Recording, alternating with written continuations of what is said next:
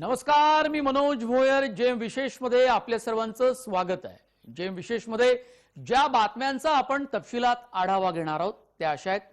जिल्हा परिषदा पंचायत समितींच्या पोटनिवडणुकांमध्ये ओबीसी आरक्षण नसणार आहे. म्हणजेच ओबीसी आरक्षणाशिवाय या जिल्हा परिषद आणि पंचायत समितींच्या पोटनिवडणुका या पार पडणार आहेत. निवडणूक आयोगाने सोमवारी या संदर्भात घोषणा केली आहे. दुसरी महत्वाची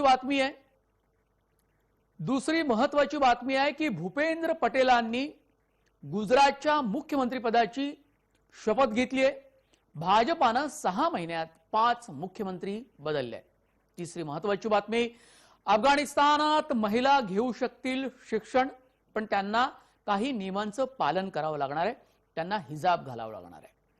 चौथी महत्वाची बातमी आहे, महाराष्ट्रावर वरुणराजानं केली कृपा. काही ठिकाणी येत्या काही तासांमध्ये अतिवृष्टी होण्याची शक्यता हवामान खात्यानं व्यक्त केली आहे. पुढची बातमी, चिपी विमानतळाचं नामांतरण होणार आहे. बॅरिस्टर नाथ पै यांचं नाव देण्याची मागणी केली आणि राज्य सरकार सकारात्मक सुद्धा आहे. याशिवाय आणखी काही महत्वाच्या बातम्या. सुरुवात करूया जेम विशेषला.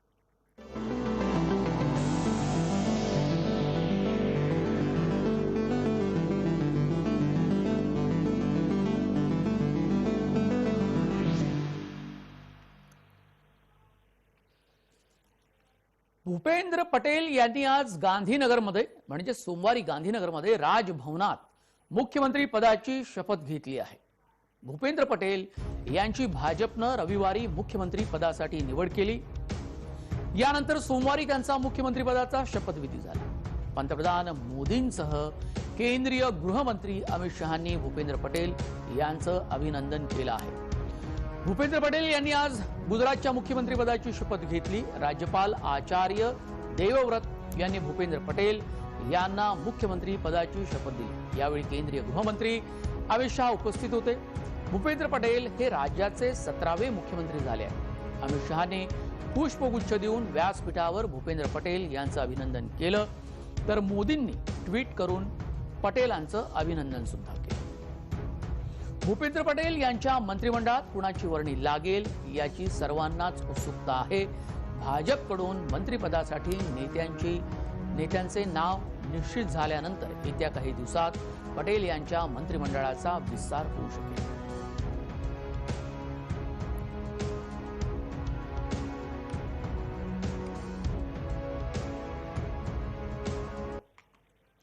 कोण आहेत गुजरातचे मुख्यमंत्री भूपेन पटेल, जाणून घेऊया विस्तारानं ग्राफिकच्या माध्यमात.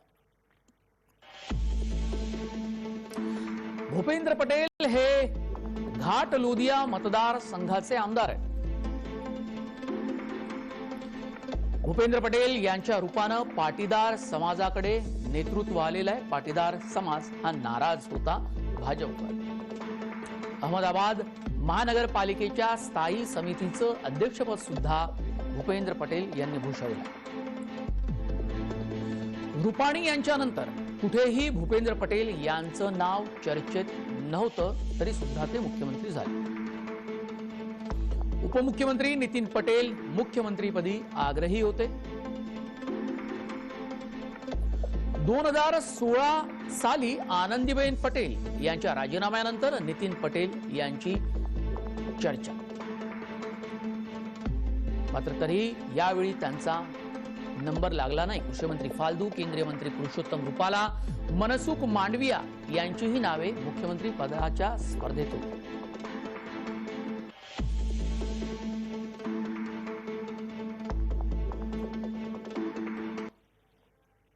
खरं तर गुजरातचे माजी मुख्यमंत्री विजय रुपाणींचा राजीनामा अचानक घेण्यात आलेला नाही. त्याची काही कारण आहेत. मात्र विजय रुपाणींचा राजीनामा नरेंद्र मोदी आणि अमित शहा आणि JP नड्डा यांनी का घेतला त्याची काही कारणं सांगितली जातात, तीही जाणून घेऊया. उत्तर प्रदेश सोबत गुजरात विधानसभेची निवडणूक होण्याची शक्यता आहे. आगामी निवडणुकांचा विचार करून भाजपनं नेतृत्व बदल केला आहे. विजय रुपाणी हे कधीही लोकनेते नव्हते. विजय रुपानी यांची प्रशासनावर अजिबात पकड नव्हती, म्हणजे विजय रुपानी प्रशासनावर पकड नसलेले मुख्यमंत्री होते. राज्यात पाटीदार समाजाची भाजपवर नाराजी होती. आपचा पाटीदार समुदायाचा पाठिंबा मिळवण्यासाठी आटोकाट गुजरातमध्ये प्रयत्न सुरू आहे. 2024 पूर्वी होणाऱ्या निवडणुका मोदी सरकारसाठी अत्यंत महत्त्वाच्या आहेत, म्हणून हा नेतृत्व बदल केला गेला. कोणत्याही परिस्थितीत भाजपला या राज्यांमध्ये विजय हवा आहे. गेल्या काही काळापासून गुजरात संदर्भात भाजप श्रेष्ठींमध्ये चिंतेचं वातावरण पसरलं होतं.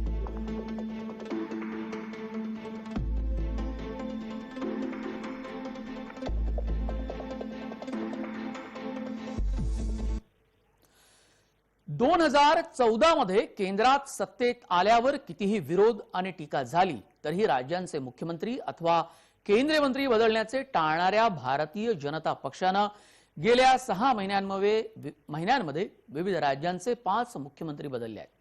या संदर्भात आणखी माहिती पाहूया. भूपेंद्र पटेल यांची गुजरातचे मुख्यमंत्री म्हणून निवड झाली. विजय रुपानी यांना मुख्यमंत्री पदावरून काढून टाकण्यात आले. उत्तराखंडमध्ये मार्च महिन्यात त्रिवेंद्र सिंह रावत यांना सुद्धा हटवलं गेलं. तीरथ सिंह रावत यांचा अवघ्या 114 दिवसांमध्येच राजीनामा घेतला गेला, कारण रावत 6 महिन्यांच्या मुदतीत विधानसभेवर निवडून येऊ शकले नाही. पुष्कर सिंह धामी यांची जुलैमध्ये मुख्यमंत्री म्हणून निवड करण्यात आली. आसाममध्ये सुद्धा हाच प्रकार पाहायला मिळाला. सत्तेत येताच सर्वानंद सोनोवाल यांचा राजीनामा घेतला गेला. आसामच्या मुख्यमंत्रीपदी हेमंत बिश्वा शर्मा यांची निवड करण्यात आली. ते केंद्रीय मंत्री होते. कर्नाटकचे मुख्यमंत्री येडियुरप्पा पायउतार झाले. आपला 2 वर्षाचा कार्यकाळ त्यांनी पूर्ण केला होता आणि तो करताच त्यांना पायउतार व्हावं लागलं. त्यांच्या जागी बसवराज बोम्मई यांची मुख्यमंत्रीपदी निवड झाली. ते लिंगायत समाजाचे होते. पक्षामध्ये बेबनाव, लोकांची नाराजी, अकार्यक्षमता ही कारणं या सगळ्या मुख्यमंत्री बदलाच्या मागे कारणीभूत ठरलेली आहे.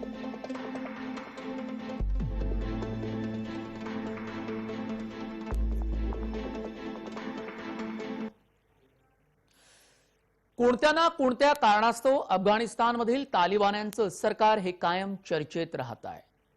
काही नवीन शैक्षणिक धोरण त्यांनी आखलंय, त्या संदर्भातल्या बातम्या आपण पाहूया. अफगाणिस्तानमधील नवीन तालिबान सरकारच्या उच्च शिक्षण मंत्र्यांनी म्हटलंय की महिलांना पदव्युत्तर अभ्यासक्रमासह विद्यापीठांमध्ये शिक्षण घेता येईल, मात्र यासाठी काही नियमांचं पालन करावं लागणार आहे. मुला-मुलींना एकत्र बसता येणार नसून मुस्लिम वेश परिधान करणं त्यांना अनिवार्य राहील. महिला विद्यार्थ्यांना हिजाब घालावा लागेल. मंत्री अब्दुल बाकी हक्कानी यांनी रविवारी या नवीन धोरणांची रूपरेषा सादर केली. याच्या काही दिवस आधी अफगाणिस्तानच्या नवीन राज्यकर्त्यांनी एक पूर्ण तालिबान सरकार स्थापन करण्याची घोषणा केली, ज्यात एकही महिला सदस्य नाही.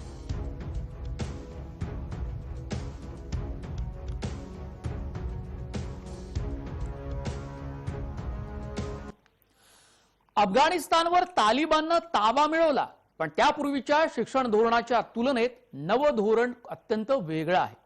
आधी देशातील विद्यापीठांमध्ये मुला-मुलींच्या एकत्र शिक्षणाला मान्यता होती, तसंच विद्यार्थिनींना ड्रेस कोडचं पालनही करावं लागत नव्हतं. मात्र उच्च शिक्षण मंत्री हक्कानी यांना मात्र मुला-मुलींनी एकत्र शिकण्याचा निर्णय रद्द करण्याबाबत काही खेद वाटला नसल्याचं दिसून आलं. एकत्र शिकण्याची ही अफगाणिस्तानातली पद्धत बंद करण्यात आम्हाला काहीही अडचण नाही. येथील नागरिक मुस्लिम आहेत आणि ते याचा स्वीकार करतील, असं हक्कानी म्हणाले. या नव्या नियमांमुळे महिला शिक्षणापासून दूर जातील असं काही जणांचं मत आहे, कारण विद्यापीठांमध्ये अशा प्रकारे वेगवेगळे वर्ग घेण्यासाठी पुरेशा सुविधा उपलब्ध नाहीत. मात्र महिला शिक्षकांची संख्या पुरेशी असल्याचं हक्कानी यांनी जोर देऊन म्हटलेलं आहे. ज्या ठिकाणी संख्या कमी असेल त्या ठिकाणी इतर पर्यायाचा विचार केला जाईल असंही त्यांनी ठासून सांगितलं। नवं शैक्षणिक धोरण नेमकं कसं आहे ते पाहूया आणखी तपशिलात। पडद्याआडून शिकवण्यासाठी पुरुष शिक्षकांची मदत घेतली जाईल। तालिबाननं केली उच्च शिक्षणाच्या नव्या धोरणाची घोषणा। या घोषणेत नेमकं काय दडलंय ते पाहतोय आपण। उच्च शिक्षण मंत्री हक्कानी यांची ही भूमिका आहे। तालिबानला हवा आहे मुस्लिम अभ्यासक्रम आणि त्यासाठी ते अत्यंत आग्रही आहे। विद्यार्थिनींना आता हिजाबही परिधान करावा लागणार आहे। महिला शिक्षकांची संख्या पुरेशी असल्याचं हक्कानींनी सांगितलेलं आहे। ज्या ठिकाणी संख्या कमी तिथे इतर पर्यायांचा विचार केला जाणार आहे। एकत्र शिकण्याची पद्धत बंद करण्याचा निर्णय नव्या तालिबान सरकारने घेतला आहे। प्राथमिक आणि माध्यमिक शाळांमध्ये मुला-मुलींना वेगवेगळं शिक्षण दिलं जाईल। महिलांनी तालिबानच्या लैंगिक धोरणाला पाठिंबा दर्शवला। काबूलच्या शहीद रब्बानी विद्यापीठात हा पाठिंबा महिलांनी दर्शवला।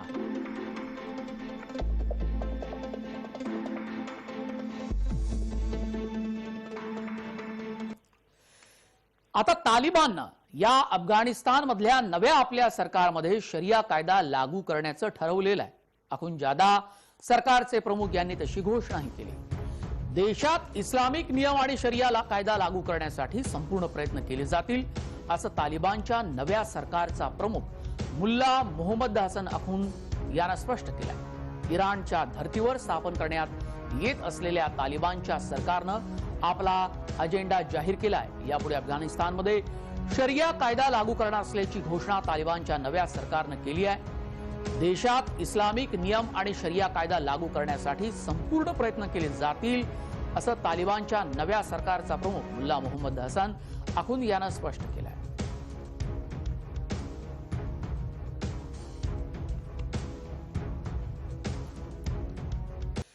सर्वोच्च न्यायालयानं ओबीसी आरक्षणाच्या मुद्द्यावरून निवडणुका पुढे ढकलण्यात येणार नाही असं ठासून सांगितलं आणि त्यानंतर निवडणूक आयोगाचा हा निर्णय झाला। राज्य सरकारची भूमिका सुद्धा आपल्याला पाहायला मिळाली। सर्वोच्च न्यायालयानं ओबीसी आरक्षणाच्या मुद्द्यावरून निवडणुका पुढे ढकलता येणार नाहीत असं स्पष्ट केल्यानंतर या निवडणुकांची तारीख लवकरच जाहीर झाली आहे। ही लवकरच जाहीर होण्याची शक्यता निर्माण झाली होती। राज्य निवडणूक आयोगानं या संदर्भातली घोषणा केली असून पुढील महिन्यात मतदान होणार असल्याचं निवडणूक आयोगाकडून जाहीर करण्यात आलं आहे। त्यानुसार 5 ऑक्टोबर रोजी मतदान होणार असून 6 ऑक्टोबर रोजी मतमोजणी होणार आहे। धुळे, नंदुरबार, अकोला, वाशिम आणि नागपूर या 5 जिल्हा परिषदा आणि त्या अंतर्गत येणाऱ्या पंचायत समित्यांच्या पोटनिवडणुकांसाठी हे मतदान घेतलं जाईल। सर्वोच्च न्यायालयाच्या आदेशानंतर या निवडणुका घेतल्या जाणार आहेत।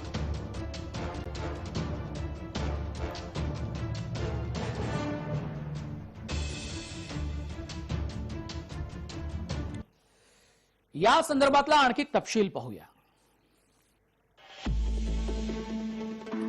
सर्वोच्च न्यायालयाची चपराक 48 तासात पोटनिवडणूक घोषित। राज्य सरकारनं रोखल्या होत्या पोटनिवडणुका। राज्य निवडणूक आयोगानं घोषित केले वेळापत्रक। धुळे, नंदुरबार, अकोला, वाशिम आणि नागपूर जिल्हा परिषद आणि पंचायत समित्यांसाठी वेळापत्रक घोषित झाले। पोटनिवडणुकांसाठी 5 ऑक्टोबरला मतदान। पोटनिवडणुकांची मतमोजणी 6 ऑक्टोबरला।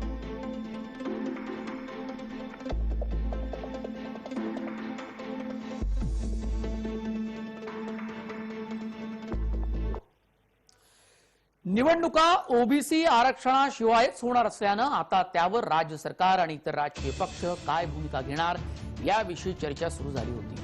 त्याबाबत आता राज्याचे मदत आणि पुनर्वसन मंत्री विजय वडेट्टीवार यांनी राज्य सरकारची भूमिका स्पष्ट केली आहे। या संदर्भात मंगळवारी मुख्यमंत्री उद्धव ठाकरेंशी चर्चा होणार असल्याचं त्यांनी सांगितलं। याबाबत सर्वपक्षीय चर्चा करून तोडगा काढण्याचा आम्ही प्रयत्न करू, असं वडेट्टीवार म्हणतात।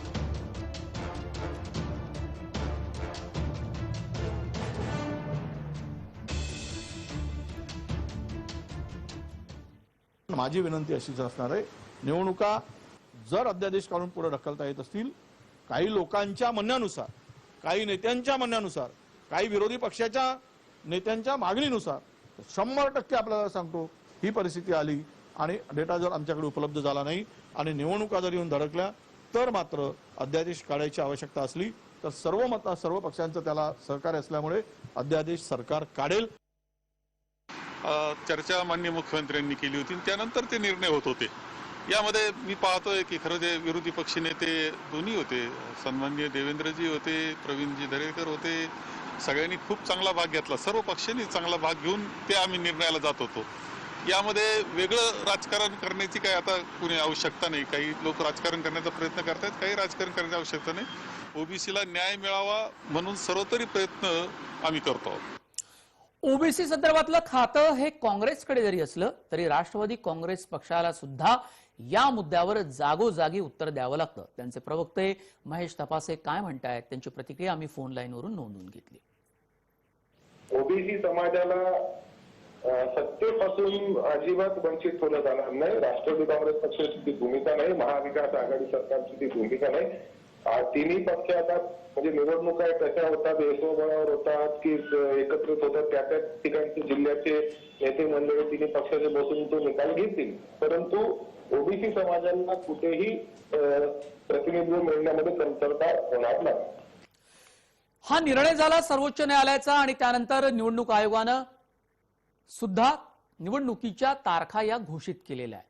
मात्र त्यामुळे राज्य सरकार समोर मोठा पेच प्रसंग उभा ठाकलाय। पाहूया या संदर्भातल्या काही राजकीय आणि सामाजिक प्रतिक्रिया। भविष्यामध्ये ज्या निवडणुका होणार आहे पुढच्या वर्षी फेब्रुवारी मार्च मध्ये आणि त्यानंतर जवळपास 150च्या वर नगरपालिका आणि महानगरपालिकेच्या निवडणुका पुढच्या वर्षी आहेत। त्या निवडणुका मात्र ओबीसीचं 27% आरक्षण देऊन व्हाव्या यासाठी सरकारने प्रयत्न करायला पाहिजे आणि जे मागासवर्गीय आयोगाला जे काम सांगितलंय ते तातडीने त्यांनी सुरू करायला पाहिजे। महाराष्ट्र शासनाला गेली 6 महिने वेळ मिळाला होता। 4 मार्चचा दिवस हा सुप्रीम कोर्ट निकाल आला आणि आता 6 महिने झाले तरी सुद्धा हे सरकार जे आहे ते एम्पिरिकल डेटा गोळा करण्याचे सपशेल अपयशी ठेवलेलं आहे। फक्त बैठकीचा फास फक्त करण्यात आला, आयोग फक्त नेमण्याचं नाटक करण्यात आलं, पण त्या आयोगाला निधी दिला गेला नाही, यंत्रणा दिली गेली नाही। त्यामुळे एम्पिरिकल डेटा गोळा करण्याचं काम सुद्धा या राज्यात सुरू झालेलं नाही आहे आणि त्यामुळे याची सगळी जबाबदारी जी आहे ती महाराष्ट्र शासनावरती आहे। ओबीसीचा एम्पिरिकल डेटा, त्यानंतर ओबीसीचं एकूण लोकसंख्येमधलं प्रमाण आणि जे काही आयोगाला त्यांनी डिमांड केलेले आहे त्या आयोगाच्या डिमांडची प्रतिपूर्ती, ह्या सगळ्या गोष्टी करून ओबीसींना आरक्षण देण्यासाठी कार्यवाही करावी। या आणि अन्यथा जर ओबीसींना ह्या ठिकाणी आपण जर ती कार्यवाही केली नाही तर ओबीसींना येणाऱ्या पुढील जवळपास 30 जिल्हा परिषदा आणि अनेक महानगरपालिका नगरपालिकांमध्ये ओबीसींना आरक्षण मिळणार नाही। ओबीसी आरक्षण टिकवण्यात हे महाविकास आघाडीचं सरकार सपशेल अपयशी ठरलेलं आहे आणि ज्या पद्धतीने सरकार काम करतंय म्हणजे राज्य मागासवर्गीय आयोगाला एम्पिरिकल डेटा जमवण्याचं काम दिलेलं आहे, पण त्यांना फंड दिलेले नाहीये, त्यांना स्टाफ दिलेला नाहीये। अशा याच्यात पुढच्या 6 महिन्यात एम्पिरिकल डेटाचं काम होईल असं काही दिसत नाही।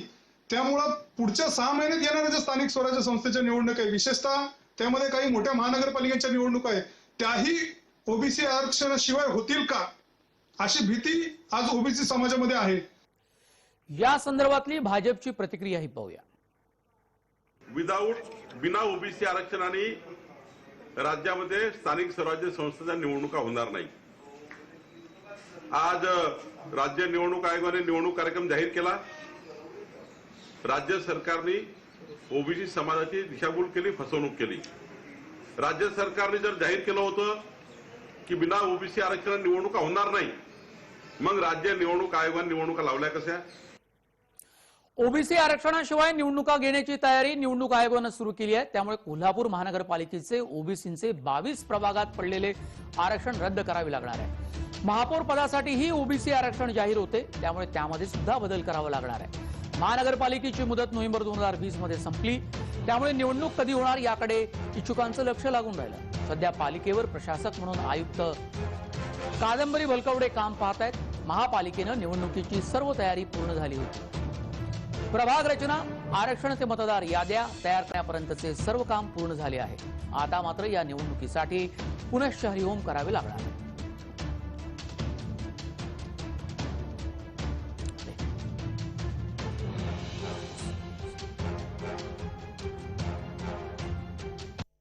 आता चिपी विमानतळाच्या नामकरणावरून एक नवा वाद निर्माण होण्याची शक्यता आहे, कारण बॅरिस्टर नाथ पै असं नाव देण्याची मागणी करण्यात आलेली आहे.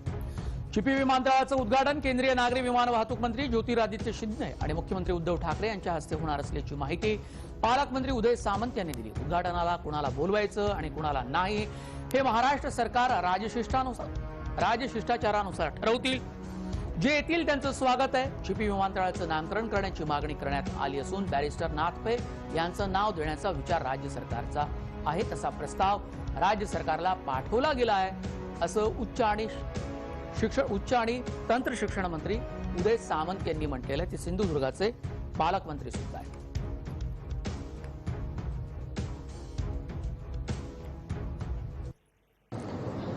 IRBच्या सगळ्या अधिकाऱ्यांची चर्चा झाल्यानंतर त्यांनी देखील एक खात्री दिलेली आहे की पूर्ण विमानसेवा सुरू करण्यासाठी हे विमानतळ आता सज्ज झालेलं आहे आणि 9 ऑक्टोबरला या विमानतळावरून विमानसेवा सुरू होईल अशा पद्धतीची सगळी पूर्वतयारी IRBनं, डिपार्टमेंटनं, MIDCनं पूर्ण केलेली आहे. सिंधुदुर्गाचा विकास जो आहे ना तो भांडणं लावून नाही करायचा आहे. आम्ही ग्राउंड रियालिटी जी आहे त्याचा अभ्यास करून इथे आम्ही काम करतोय. त्यामुळे एक एअरपोर्ट चालू झाला, रेल्वे सावंतवाडीचं टर्मिनस आहे, हा आमचा सेकंड प्रायोरिटी आहे, ते चालू करणारच फुल प्लेसमध्ये. त्याचबरोबर रोड कनेक्टिव्हिटी आहे ती चांगली व्हावी आणि ते करत असताना माननीय आदित्यजी ठाकरे यांनी पुढाकार घेऊन पुन्हा एकदा शिरोड्याला ताज हॉटेल पुन्हा एकदा चालू करायचे प्रयत्न केलेले आहेत. आम्ही त्याच्यासाठी सुद्धा प्रयत्न करतोय. खऱ्या अर्थानं चालना देणारं अशा प्रकारचे विमानतळ याच्यावर फ्लाईट सुरू होणं हे कोकणाकरता अत्यंत महत्वाचं आहे.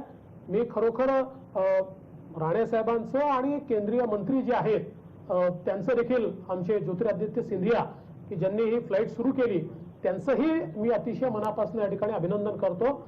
आणि शेवटी राज्य सरकार, केंद्र सरकार यांनी समन्वयानेच काम करायचं असतं. त्यामुळे मला असं वाटतं श्रेयवादाची काही लढाई नाहीये. राणेंचं जे काही योगदान आहे ते कोणी नाकारू शकत नाही. या विमानतळाला यांचं नाव देण्याची मागणी पुढे आलेली आहे. ते बॅरिस्टर नाथ पै होते तरी कोण असा प्रश्न नव्या पिढीला पडू शकतो. त्याचं उत्तर शोधूया आपण ग्राफिकच्या माध्यमातून. पूर्ण नाव नाथ बापू पै, कायद्यातील बॅरिस्टर, पदवीप्राप्त, स्वातंत्र्य सैनिक आणि घटना तज्ञ म्हणून त्यांची ओळख आहे. मराठी, इंग्रजीसह फ्रेंच आणि जर्मन भाषा त्यांना अवगत होती. लोकसभा सदस्य आणि फरडे वक्ते म्हणूनही त्यांची ओळख. संयुक्त महाराष्ट्राच्या चळवळीचे ते अग्रणी नेते होते. त्यांचं नेतृत्व हे मानलं जातं. नाथ पै यांच्या भाषणामुळे संयुक्त महाराष्ट्र चळवळीला वेगळीच धार मिळाली होती.